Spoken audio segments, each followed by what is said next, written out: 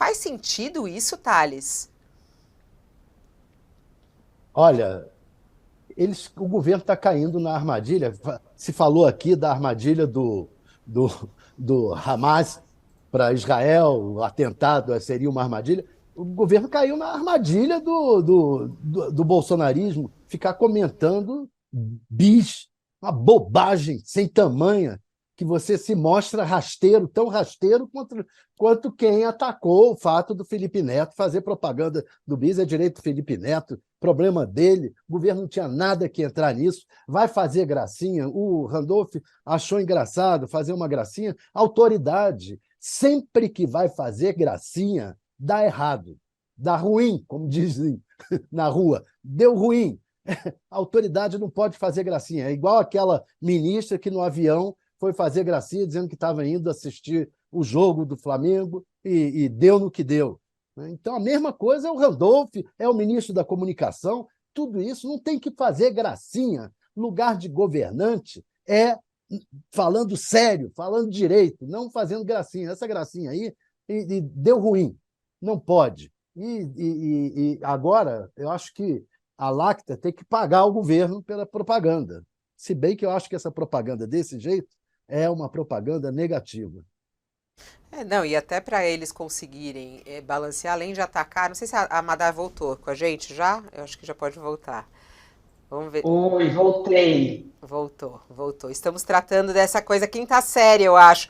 Mas apesar que ela não sei se dá para ser considerada quinta série. Antes de eu até passar para a Madeleine, vou ouvir o Josias antes.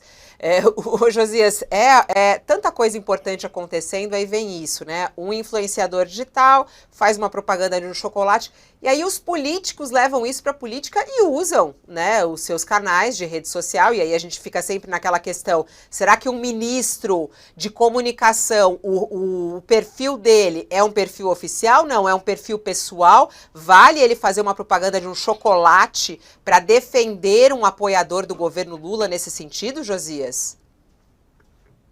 Não, não Fabíola, as pessoas têm que ter noção da responsabilidade, né, das funções que exercem e do papel que precisam ter, né? Esse é um debate que não merece bis. É um debate que mostra o nível raso a que chegou a política brasileira, com essa polarização empobrecedora entre petistas e bolsonaristas que não acaba, né? O país ardendo de necessidades, com tantos temas prementes por discutir, e ficam as autoridades medindo forças em torno de um assunto que é nada, não é? É uma polêmica vazia, rasa, mostra a qualidade dos políticos, das autoridades que temos e a pobreza do nosso debate político, né? Evidentemente, essas pessoas não têm noção da relevância que os cargos e as funções que ocupam têm. Estamos falando de um líder do governo no Congresso Nacional, estamos falando de um ministro que deveria cuidar da comunicação social do governo, estamos falando de um assessor do ministro da Justiça.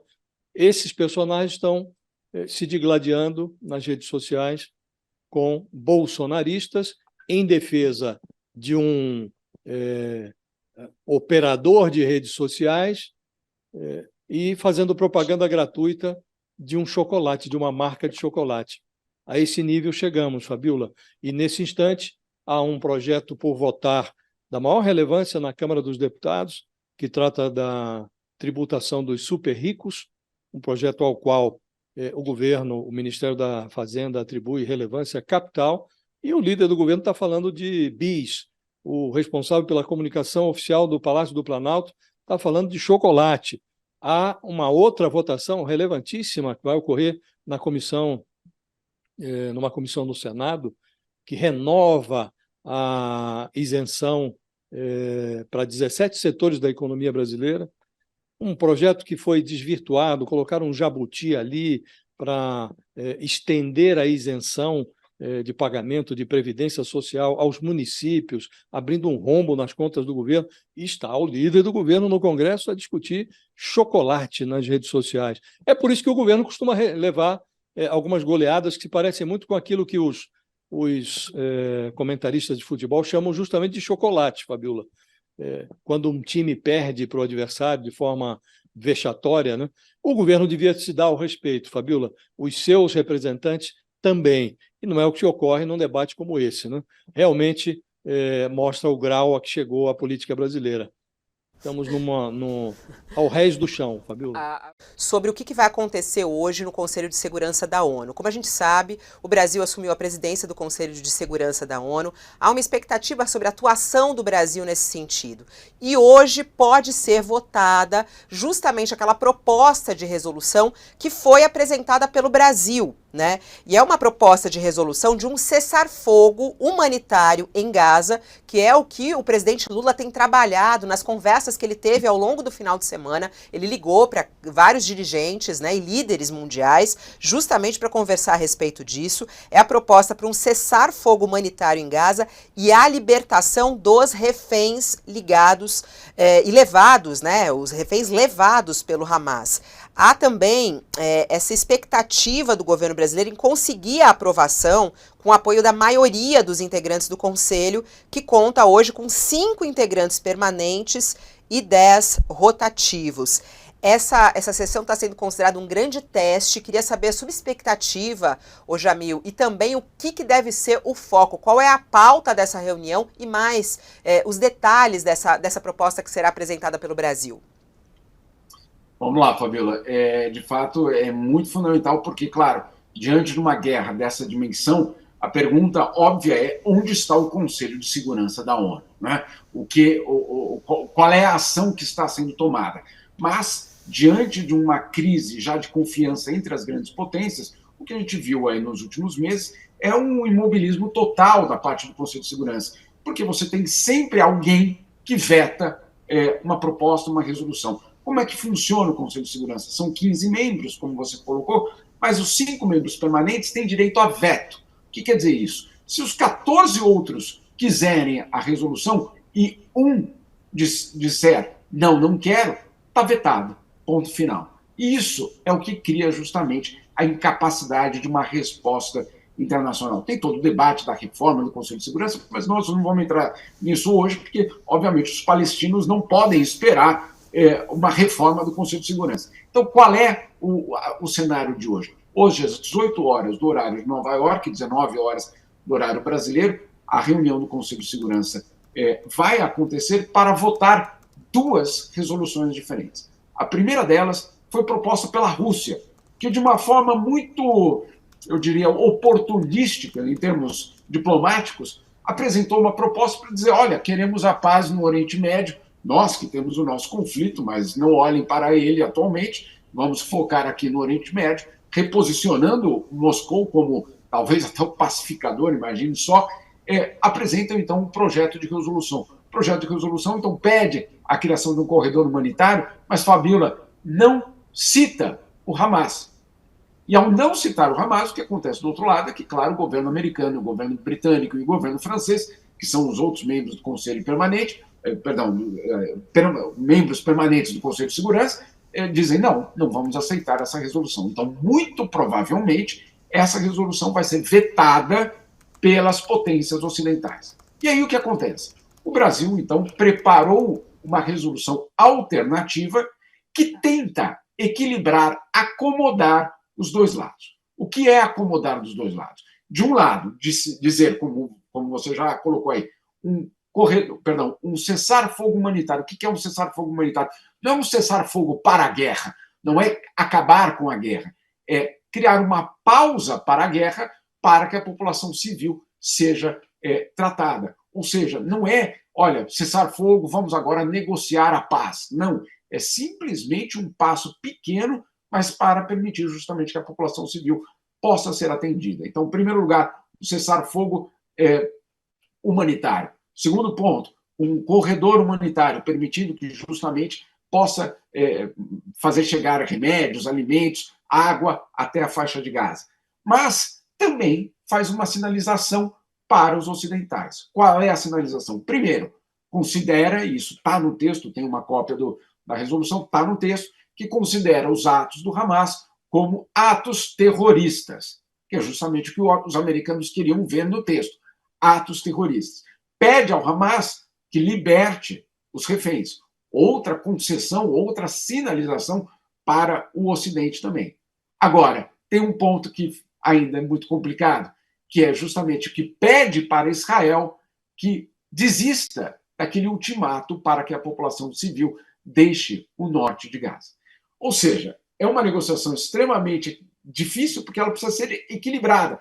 Você precisa garantir que os russos não vetem, mas você precisa garantir que os americanos não vetem essa resolução. Vamos ver até às 6 da tarde do horário de Nova York o que vai acontecer. É muita incerteza neste momento, não há como dizer sim, ela vai ser aprovada ou não, ela não vai ser aprovada, mas é uma reunião fundamental para esse conflito. E só para completar aqui, Fabiola, a última vez que uma resolução no Conselho de Segurança foi aprovada e que falava da questão palestina-israelense, isso foi em 2016. Há 7 anos, o Conselho de Segurança não consegue fazer passar uma resolução que lide com essa questão. Então, assim, não é algo, bom, o Brasil vai conseguir, a diplomacia brasileira fracassou, não. Nos últimos 7 anos, ninguém conseguiu fazer uma resolução passar. Vamos ver o que vai acontecer hoje, às 18 horas do horário de Nova York. Tem todos esses detalhes na coluna do Jamil. Esse encontro vai ser às 7 horas da noite. Só para a gente até falar aqui para nossa audiência, essas imagens que estavam passando enquanto você falava são imagens ao vivo de Gaza. A gente vê a todo momento, coloca de novo para a gente, David, a todo momento a gente vê essa imagem que vem ao vivo da faixa de Gaza com essa fumaça saindo a todo momento para a gente ver que os bombardeios eles não param, né? Fumaça e também todo o trabalho que ainda existe, tem muita destruição lá, essa fumaça que não para em nenhum momento na faixa de Gaza. Você falava sobre a dificuldade da aprovação dessa resolução, eu até queria ouvir muito Josias sobre a expectativa dele, depois até da fala de Joe Biden ontem, né, Josias, quando Joe Biden diz que o Hamas tem que ser eliminado, foi o que ele disse, né? O Hamas precisa ser extinto, foi o que disse Joe Biden ontem, e falou também que acha um grande erro se Israel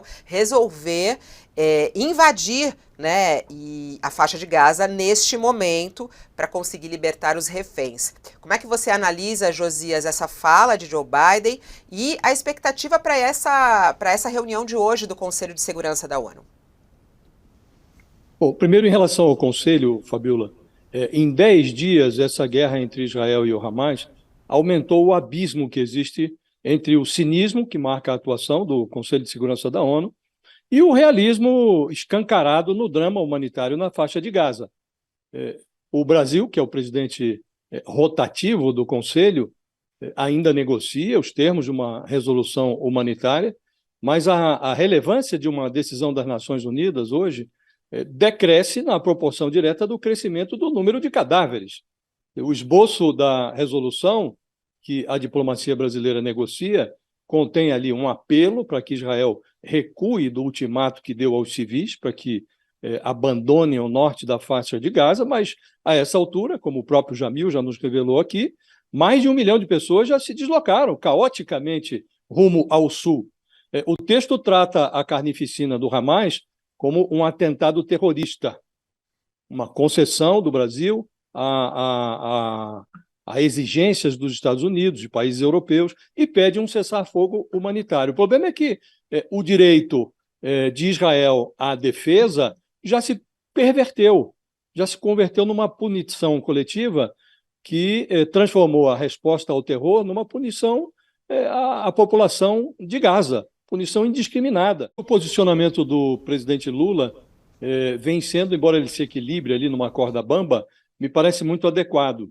Ele, numa primeira manifestação que fez nas redes sociais, logo depois da chacina promovida pelo Hamas em território israelense, ele se referiu a esse episódio como um atentado terrorista, se absteve de mencionar o Hamas, o que gerou muitas críticas. Depois ele citou o Hamas numa outra manifestação em redes sociais, mas dessa vez não falou em terrorismo. Então, por isso digo que ele se equilibra em cima do muro. O Itamaraty alega que o Brasil adota a definição do Conselho de Segurança da ONU. Aqueles grupos que já foram taxados de terroristas pelo Conselho de Segurança da ONU, o Brasil também considera terroristas. Assim, ocorre com a Al-Qaeda, por exemplo, e no caso do Hamas, não houve ainda essa classificação pelo Conselho de Segurança. A meu juízo, em algum momento, o Brasil vai ter que rever essa sua deliberação. Hoje, até eu conversava nesse final de semana com um diplomata e ele me explicava que, se o Brasil é enfático em relação a esse ponto, dificulta, inclusive, as negociações que são necessárias, que são indispensáveis para retirar os brasileiros que ainda estão lá na faixa de Gaza. A faixa de Gaza é governada pelo braço político do Hamas.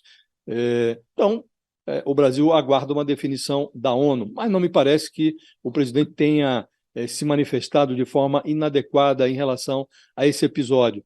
No caso da manifestação do presidente da Colômbia, acho que ela é descabida, porque o presidente da Colômbia faz uma comparação com o Holocausto, e ele não se refere ao Hamas, ele não diz o que acha do Hamas. E o que aconteceu ali em Israel, é muito difícil contemporizar com isso, né?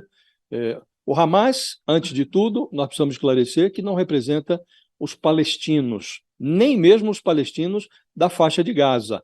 Hamas é um agrupamento político ali, não democrático, que não reconhece o Estado de Israel e que pratica o terrorismo como forma de luta. E o que ele fez no dia 7 de outubro foi algo hediondo. Matou ali mais de 1.000 pessoas, 1.300 pessoas, incluindo mães, crianças, sem nenhum propósito que não fosse o de eliminar o máximo de judeus que conseguisse.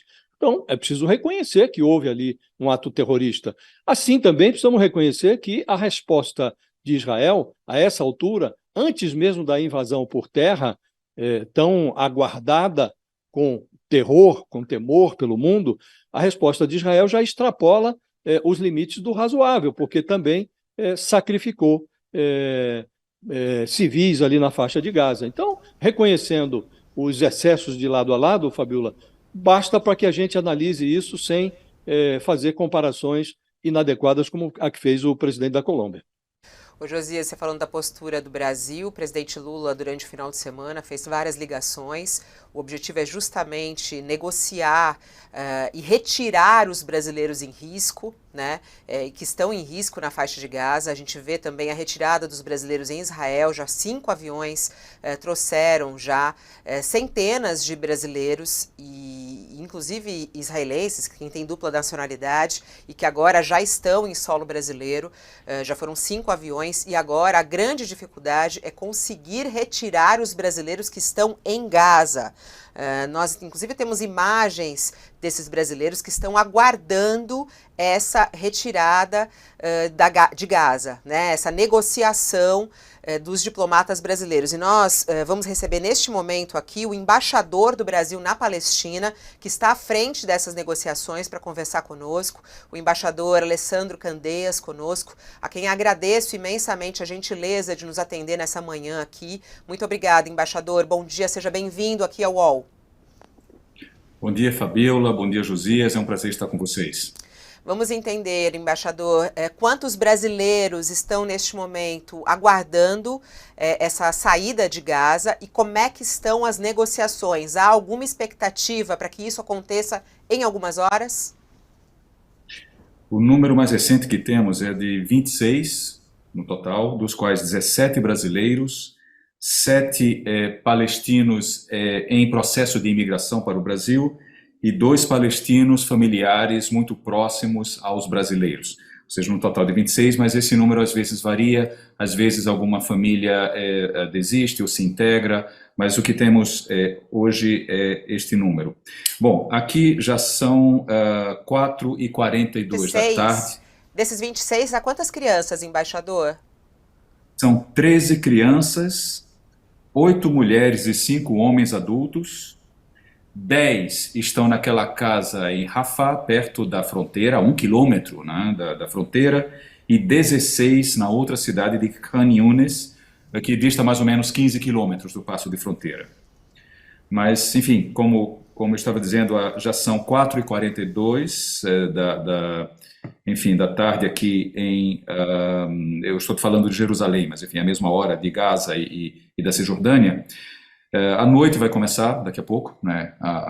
Então acho muito difícil que se abra essa janela ainda hoje.